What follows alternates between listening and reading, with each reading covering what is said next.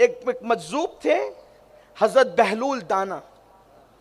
अभी मैं जो बात कर रहा था अचानक बात याद आई तो मैं इस तरफ आ गया, मैं उस तरफ जाऊंगा जिधर ले जाना है, शुक्र की तरफ। लेकिन उससे पहले उन्वान ही से मुतालिक बात याद। बहलूल दाना ये भी मजजूब थे, पागल नजर आते थे, दीवान लोग इनको पत्थर मारते, लेकिन इमाम आजम अबू हनीफा इनके पास जाकर बैठा करते। गौर करें, इतना बड़ा इमाम जिसके पास जाकर के बैठे वो दीवाना बहलूल, और ऐसी बातें करते थे कि अक्लमंद की भी दिमाग की बत्तियां खुल जाएं। एक मर्तबा हारून रशीद नजर आ गए तो हारून रशीद को बहलूल ने कहा बड़ा घमंड मत किया कर सल्तनत पर। उन्वानी से मुतालिक बात आ गई। हारून रशीद को बहलूल दाना है बहुत गुरूर है, तुझे घमंड है सल्तनत पर, तेरी सल्तनत तो एक गिलास पानी की हैसियत रखती है मेरे लिए, एक गिलास पानी तेरी सल्तनत। आप भी जरा सुन लें, आपको भी अगर आपकी फैक्ट्रियों पर और सेहत पर और अगर घमंड और अल्लाह को भूल चुके हैं वो लोग, तो मेरी गुजारिश है, हारून रशीद तो मशरिको मगरिब का बादशाह था, लेकिन बहलूल ने उसको झिंझोड़ दिया, अब बहुत घमंड न किया कर, एक गिलास पानी की ज्यादा तेरी सल्तनत की कोई हैसियत उसियत नहीं है। उसने हंस दिया, कहा दीवाना है कुछ भी बोलता है, दीवाना है कुछ भी बोलता है।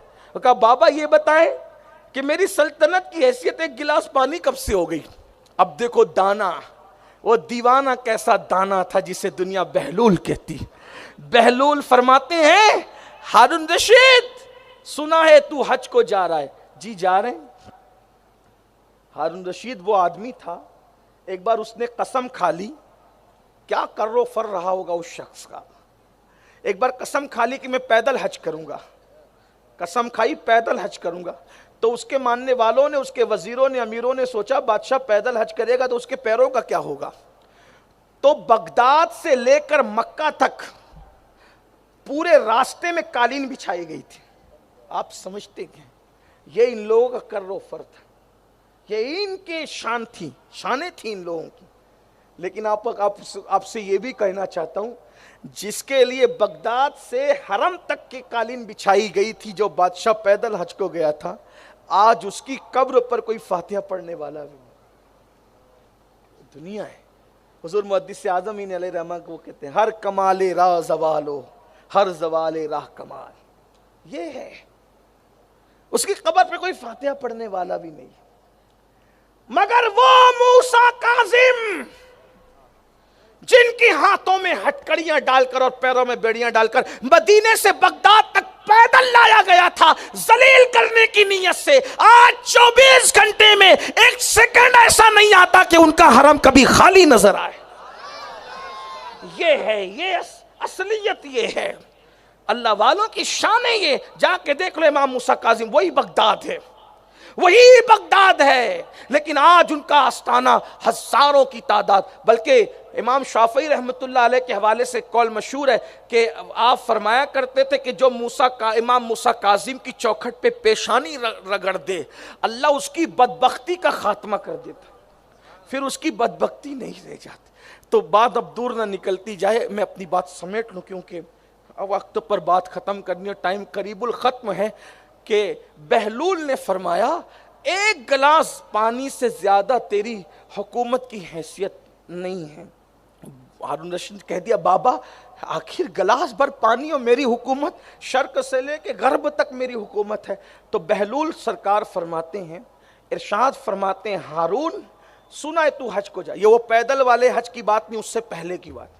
सुना है तू हज को जा रहा है, तेरे साथ बहुत मानने वाले हैं, अचानक तू भटक जाए, पानी और अनाज कुछ ना हो और रास्ता भटकने की वजह से तू पानी के लिए तड़प रहा हो प्यास की शिद्दत से, और तेरे पास पीने को पानी नहीं है और करीबुल मर्ग हो, तू मरने के करीब हो।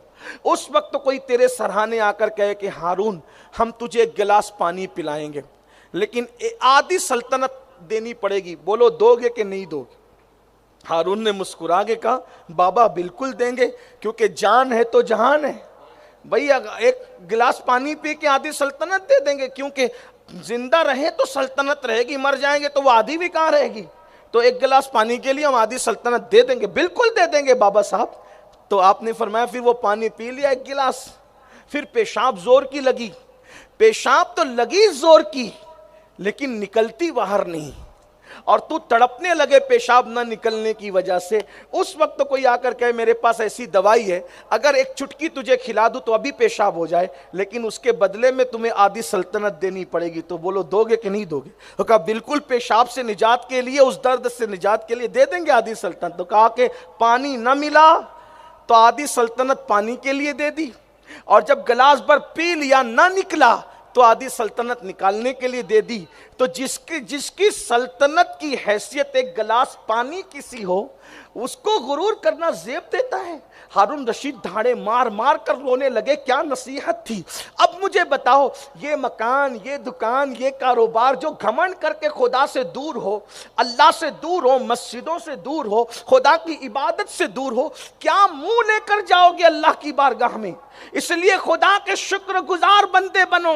और फिर कहता हूं, शुक्रगुजार का मतलब यह नहीं कि सिर्फ अल्हम्दुलिल्लाह कह के छुट्टी पाओ, नहीं, अमल भी खुदा का शुक्र अदा करे। सेहत दी है खुदा ने, तो सेहत को उसकी इबादत में लगाओ, उसकी इबादत में सर्फ करो। बल्कि एक बात आपको बताऊं, क्या और प्यारी बात याद आई। सैयदुत ताइफा जुनैद बगदादी ने देखा कि एक बुड्ढा है जो बगदाद में भीख मांग रहा है, कोई उसको भीख भी नहीं देता। तो सैयदुत ताइफा जुनैद बगदादी कहते हैं, देख लो ना शुक्र का अंजाम, खुदा ने इसको जवानी में दौलत दी थी, इसने खुदा की नाफरमानी की, तो कैसा दर्दनाक बुढ़ापा आया कि कोई इसको भीख देने के लिए भी तैयार नहीं है। और एक बहुत बड़े बुजुर्ग थे, 100 साल से भी उम्र तजावुज कर गई थी, फिर भी खड़े होकर नमाज पढ़ते थे और जवानों की तरह फिट थे। तो लोगों ने कहा आप अभी तक फिट है? कहा मैंने सेहत पाने के बाद खुदा की नाफरमानी नहीं की, अल्लाह ने मुझे बुढ़ापे में भी जवानी अता फरमाई, ताकत और कुव्वत अता फरमाई।